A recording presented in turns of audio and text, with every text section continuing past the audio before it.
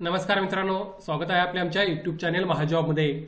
मित्रांनो, महाजॉबच्या आजच्या एपिसोडमध्ये आपण एका नवीन भरतीबाबतचा अपडेट या ठिकाणी घेणार आहोत, ज्यामध्ये महाराष्ट्र शासनामार्फत सरळ सेवा भरती अंतर्गत एक नवीन जाहिरात प्रसिद्ध करण्यात आलेली आहे. सध्याच्या काळामध्ये मित्रांनो, जवळपास आठवड्यातून 2 ते 3 जाहिराती सरळ सेवा भरतीच्या प्रसिद्ध होत आहेत. अशा वेळी तुम्ही तुमचा स्टडी कंटिन्यू करून या ठिकाणी अर्ज करून यासाठी प्रयत्न करणे हे महत्त्वाचं राहणार आहे.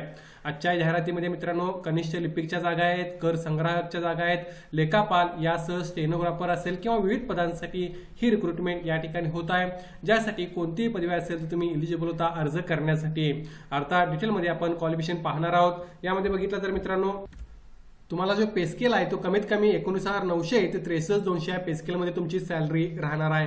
कायमस्वरूपी सरकारी नोकऱ्या तुम्ही प्रयत्न करणे आवश्यक आहे. सिलेबस जवळपास इतर सरळ सेवा भरतींसाठी जो असतो तशाच प्रकारचा तुम्हाला या ठिकाणी पाहायला मिळत आहे.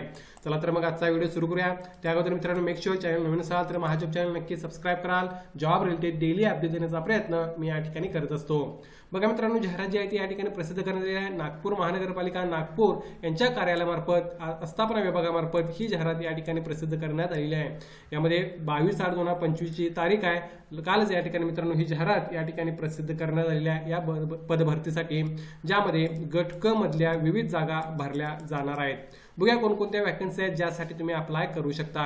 तर तुम्ही या ठिकाणी बघू शकता पदाचे नाव, 7व्या वेतन आयोगानुसार तुमची वेतन श्रेणी आणि भरायची पदसंख्या टोटल त्यांनी सांगितले आहे.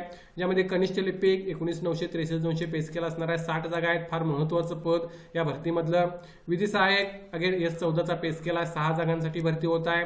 कर संग्राहक महत्त्वाचं पद S6चा पे स्केल आहे. 74 जागा आहेत.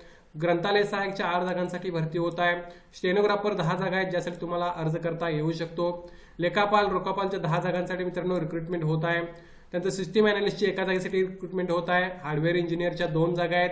डेटा मॅनेजरची 1 आणि प्रोग्रामरच्या 2 अशा टोटल 174 जागांसाठी मित्रांनो ही जाहिरात या ठिकाणी प्रसिद्ध करण्यात आलेली आहे. तुम्ही जर बघितला तर कमीत कमी पे स्केल तुम्हाला 19,900 ते 63,200 या ठिकाणी पाहायला मिळत आहे. तुम्ही नक्की प्रयत्न करणे या ठिकाणी आवश्यक आहे. आता पदांची जी वॅकन्सीची माहिती सांगितली ती ओव्हरऑल मी सांगितलेली आहे. टोटल जागा याचं कॅटेगरी विश्लेषण जे आहे ते नोटिफिकेशनमध्ये अवेलेबल आहे, ते तुम्ही नक्की पाहू शकता. मी फक्त टोटल जागा या ठिकाणी तुम्हाला सांगितलेलं आहे. पुढे आपण बघूया यासाठी लागणारे पदनिहाय आवश्यक शैक्षणिक पात्रता काय असणार आहे. तर बघा, कनिष्ठ लिपिकसाठी कोणतीही पदवी आणि त्यानंतर मराठी टंकलेखन टायपिंग 30 शब्द प्रति मिनिट आणि इंग्रजी 40 शब्द प्रति मिनिट असणे आवश्यक आहे. संगणक अहर्तीबाबतचे तुमचे जे प्रमाणपत्र आहे ते सुद्धा तुम्हाला रिक्वायर्ड आहे. विधी सहाय्यकसाठी विधी शाखेची पदवी आणि 5 वर्षाचा अनुभव त्यांनी या ठिकाणी मागितलेला आहे. कर संग्राहकासाठी सेमच क्वालिफिकेशन पहिल्या पदासारखं आहे मित्रांनो. कनिष्ठ लिपिकसाठी ज्यामध्ये कोणती शाखेची पदवी आणि मराठी टंकलेखन 30 शब्द प्रति मिनिट व इंग्रजी 40 शब्द प्रति मिनिट असेल तर अप्लाय करू शकता. MSCIT किंवा त्या रिलेटेड सर्टिफिकेट सुद्धा असणे आवश्यक आहे. त्यानंतर ग्रंथालय सहाय्यसाठी SSC पास आणि त्यानंतर ग्रंथालयाचा सर्टिफिकेट कोर्स करणे आवश्यक आहे. स्टेनोग्राफरसाठी मान्यता विद्यापीठाची कोणत्याही शाखेची पदवी मराठी इंग्रजी लघुलेखन 80 शब्द प्रति मिनिट परीक्षा उत्तीर्ण असणे आवश्यक आहे.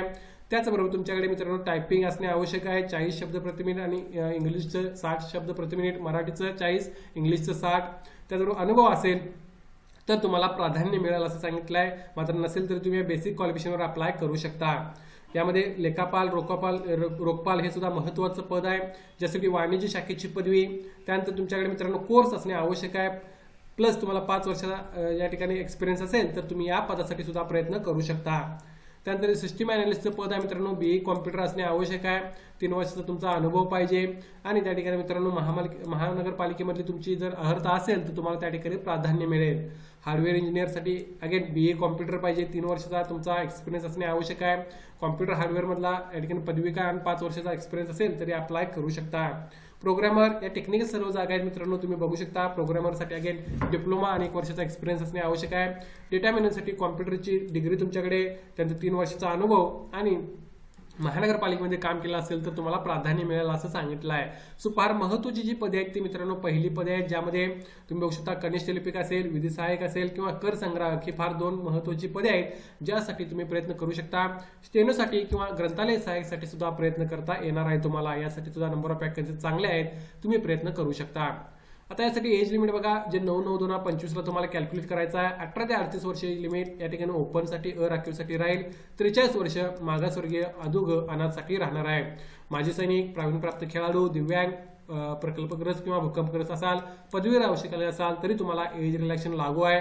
या बेसिसवर तुम्ही तुमचं एज कॅल्क्युलेट करून या ठिकाणी एलिजिबल होत असाल तर अर्ज करू शकता.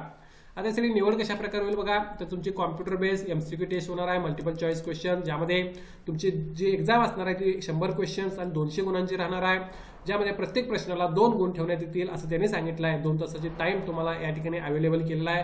कमीत कमी 50% गुण 90 मार्क तुम्हाला त्या ठिकाणी 50% मिळवणे लेखीमध्ये मिळवणे आवश्यक आहे असं त्यांनी सांगितलं आहे. सो ते फार महत्त्वाचं आहे. जवळपास 100 गुण तुम्हाला मिळवावे लागणार आहेत. सो या बेसिसवर तुम्ही तुमची तयारी या ठिकाणी करू शकता. आता या ठिकाणी बघा, सदर परीक्षेसाठी खालील प्रकारे परीक्षा शुल्क आकारले जाईल, ज्यामध्ये अराखीवसाठी 1000 रुपये, मागासवर्गीयांसाठी 900 रुपये फॉर्म पे आकारले आहे. ऑनलाईन अर्ज भरताना तुम्ही फी त्या ठिकाणी भरू शकता. माजी सैनिक उमेदवारांसाठी कोणती परीक्षा शुल्क लागू नाही. जे एक्स सर्व्हिसमॅन आहे ते विदाउट ॲप्लिकेशन फी या ठिकाणी अर्ज भरू शकतात. यासाठी अप्लाय करण्यासाठी नागपूर वेबसाईटच्या ऑफिशियल वेबसाईटला तुम्ही व्हिजिट करू शकता आणि त्यामध्ये अप्लाय करू शकता. ॲप्लिकेशन 26/8/2025 पासून 9/9/2025 पर्यंत तुम्हाला करता येणार आहे. त्या दरम्यानच तुम्ही ती फी सुद्धा भरू शकता. याबाबतचं प्रवेशपत्र आणि ऑनलाईन परीक्षेचा दिनांक हा नागपूरच्या वेबसाईटवर अवेलेबल होईल असं त्यांनी या ठिकाणी सांगितलं आहे. नक्कीच एक चांगली संधी आहे मित्रांनो. लिपिक, टंकलेखक, त्याचबरोबर कर संग्राहक पदासाठी जे तुम्ही कायमस्वरूपी स्टडी तुमचा कंटिन्यू असतो तोच कंटिन्यू करून या ठिकाणी अर्ज करू शकता. मराठी, इंग्रजी, बुद्धिमत्ता चाचणी आणि GK GS बाबतचेच क्वेश्चन तुम्हाला त्या विषयांसाठी विचारले जातील. या भरतीबाबत काय डाऊट असतील तर कमेंट करून विचारा. याची लिंक मी डिस्क्रिप्शनमध्ये मेन्शन करेन, तेथे जाऊन तुम्ही अधिक माहिती घेऊ शकता. व्हिडिओज नक्की लाईक करा. अशाच प्रकारचे डेली अपडेट देण्याचा प्रयत्न मी या ठिकाणी करत असतो.